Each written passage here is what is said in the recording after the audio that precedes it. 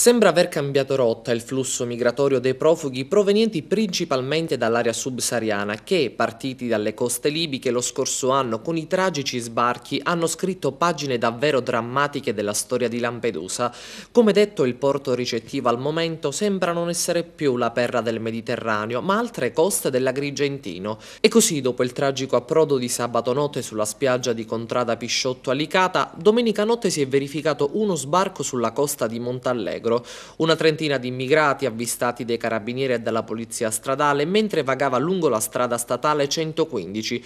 Un secondo gruppo invece è stato intercettato nelle vicinanze della spiaggia di Bovomarina. Complessivamente al momento sono 27 le persone soccorse, quasi tutte nordafricane, forse tunisini.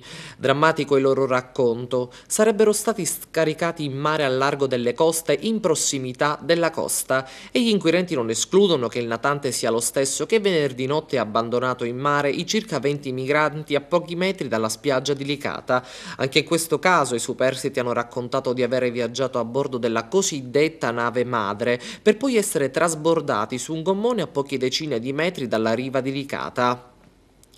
A questo punto, scafisti senza scrupoli avrebbero ordinato agli immigrati di gettarsi in mare. Uno di loro, un ragazzo di 16-17 anni, forse egiziano, è morto per annegamento. Il suo corpo è stato recuperato dalle forze dell'ordine sulla spiaggia Pisciotto di Licata, un litorale assai frequentato nel periodo estivo dai bagnanti.